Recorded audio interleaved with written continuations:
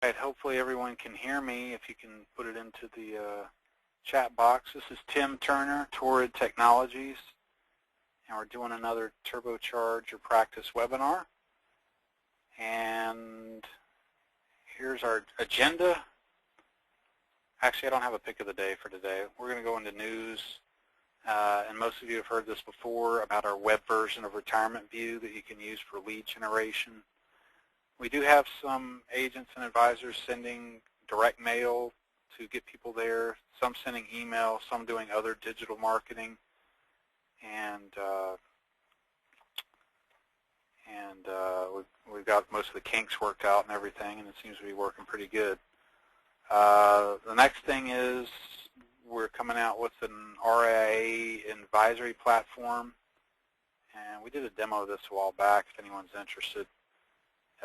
Your client can go online, take a risk profile quiz, select a portfolio that ties into their risk profile, and then they can even sign up. And then over the long haul, it does automatic rebalancing. Now, you can put it in manual mode if you want to be an active manager, or you can do automatic rebalancing and set the tolerances for all the allocations. So you can just, have to do very little work to balance all your clients' portfolios. And then this also allows you to compete with the robo-advisors, which I'm sure you've heard a lot about lately with Schwab and Wealthfront and Betterment, working with Fidelity. You've got Wealthfront's gathered over $1 billion in assets. So you've got a lot of people out there starting up these robo-advisors to compete with you. You guys that are on this call, if you do any type of money management. So these robo-advisors are taking hold, and it's not something to be taken lightly because they already have several $1 billion under management in less than, I think Wealthfront was 18 months. They have, I think, $1.5 billion right now. Betterment has $875 million. And so they don't meet with clients. They don't have offices. They just have a website that runs the whole business, and people go there and sign up, and it manages their portfolio. So our system lets you compete with those guys. You can set up your own website that does something similar, except it uses video to let you stay in contact with your clients and add the human element that you otherwise would prefer to have, and that'll help maintain your fees. So that's what that's all about. Okay, let's move right along. If you have any support questions, you can either raise your hand or submit the questions. Meanwhile, I'm going to go through a case that someone emailed in. So I'm not going to say whose case this is. I'm trying to keep it private. I don't want anybody to know where these people are from or anything. But this was a file that was emailed in. So we got Rick. He's 45, retiring at 65. He makes pretty darn good income. For whatever reason, they sent me a file that doesn't have any tax deferred, but he's contributing to tax deferred. He has taxable. He has some Social Security that they entered, and no tax-free, no pension. His wife, I believe she doesn't work outside the home, and they're in a state with pretty high tax rates, and they want to make about $150 when they retire. And as you can see, they kind of run out of money here. Let's look at cash infusions. They were talking about selling a business at age 65, and they would get $625,000 from that. So that's this white other income. They still run out of money. Special expenses actually is not included in here, but the advisor who sent this in wanted to model actually private high school for their kids and probably college. I think they were trying to do college, and I think it was quite pricey. I think it was $35,000 a year. And it would occur actually before retirement. Let's say it would occur at age 57 for 4 years. So we did that. Oh, but the one was younger, so this one won't start till, say, let's say at 50, let's say 60. So then you could model their college if you wanted. So child 1 college, and say that that's $35,000 a year. Of course, everybody knows there are a lot more. I have a friend who is sending their child to Syracuse, and the amount is $60,000 a year. So let's say the first one is at 61, then they go to college for 4 years, and this one at 64, they go to Syracuse for 4 years. Vanderbilt, Furman, Davidson, there's a number of private schools in the Southeast that are quite pricey. They're all over 50 grand, 60 grand a year. Okay. Oh, you could put an inflationary factor because, like, you know, these colleges keep bumping up the cost of college, and 3% is probably conservative. I think the average cost goes up 6%. You could go online and find out the exact number and put that in. So let's add that in. Okay, that really whacks their retirement plan. They're out of money at 70. Let's pretend that they had some money in tax deferred. I think they either left it out because they didn't want us to know how much they had. I don't know what it is. And they also don't have a return over here. Let's put in some returns. They're kind of missing some returns. Let's increase the returns. Let's make these 5%. All right, well, I'm going to go back to special expenses. I'm going to remove all these tuition deals. And, okay, so now I have more of a reasonable picture. All right, so at age 84, they're out of money. So we can go to other assumptions and say, look, Rick, you just can't live on 150 after taxes. We're going to make it 130. And if you do that, you can get out to age 88. And if you have some life insurance, you can probably, you know, take care of your wife when she's still around. So let's go back and add in the tuitions. Wait, before we do that, let me make sure. 88, when Rick is 88, they run out of money. Okay, well, we're going to send our kids to private high school. Now, it's possible they maybe will pay for this out of his job income because he's making a heck of a lot of money. So maybe they don't really need to model that. So now he's out at 81. So actually, that had a pretty big impact, 7-year impact.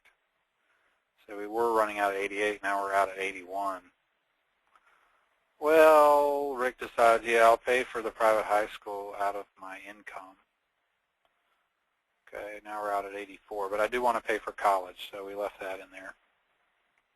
What about life insurance? Let's go here. You can use any line, but we already have life insurance on line 4, so I'm going to say, let's say they have a $750,000 policy. Let's say something happens to Rick at 85, maybe.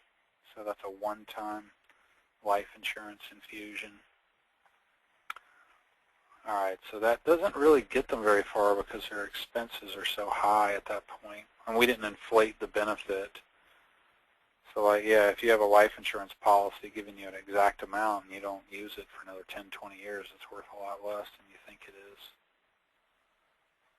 Let's say, yeah, okay, we did all that. So there's a little gap here at 84. So if Rick wants to, you know, smoke a few more cigarettes and drink some more bourbon and drive fast motorcycles, maybe even all at the same time, especially at age 84, then we can move his life insurance up and they don't have a gap, but they still run out.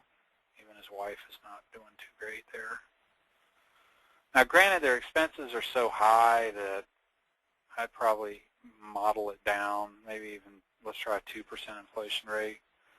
Okay, at 2%, they're looking really good. All right. Okay, that's about all I have. Is there any questions about this case or any other questions? Keeping it short today.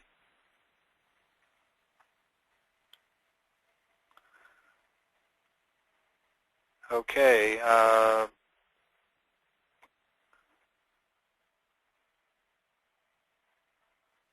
last chance.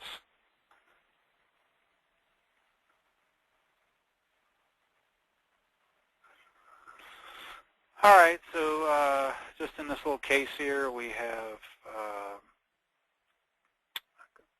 the red out here at age 99. Of course, we played around with a bunch of factors to make that happen. Inflation is such a big key. Let's say you didn't want them to, good questions come up.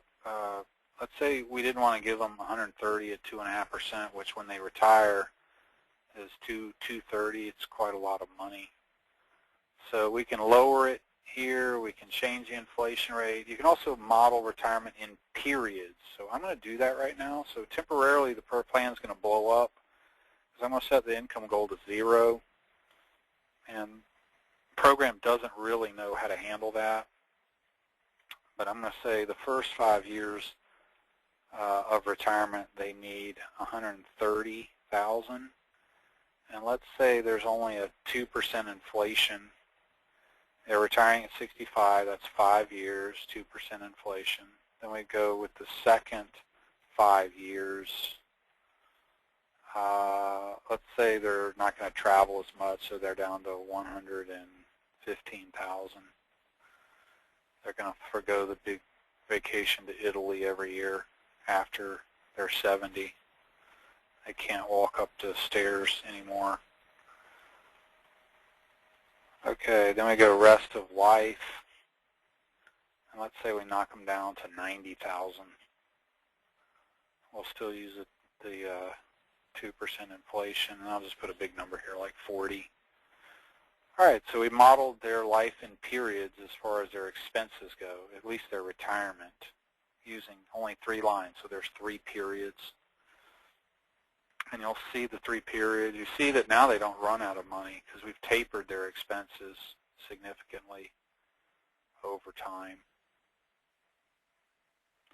So that's one way to shape it. When you do it that way, you see these nonlinear drops right there.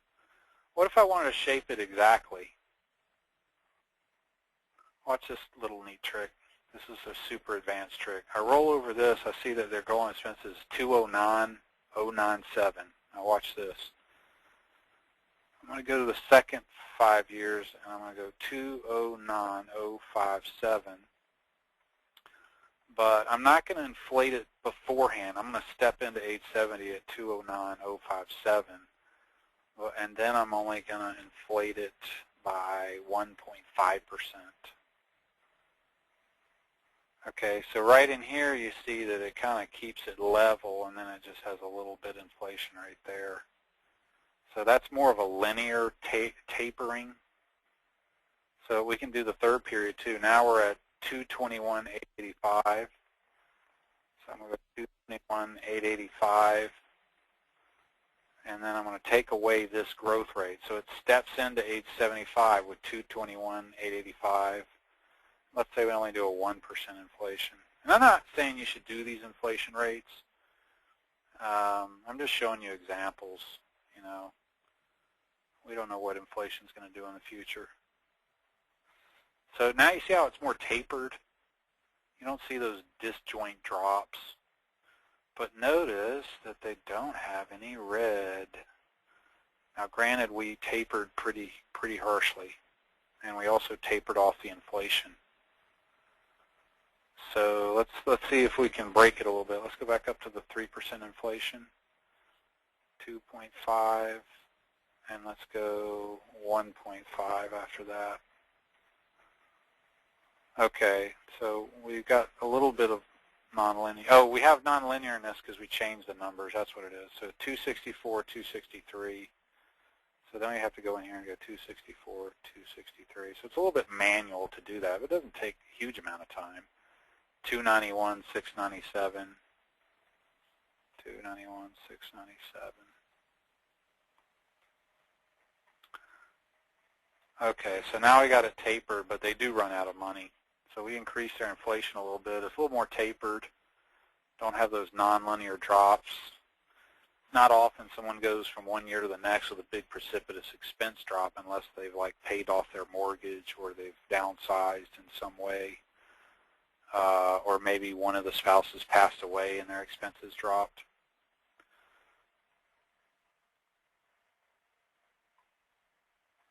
Okay, any questions about that before I end our call today?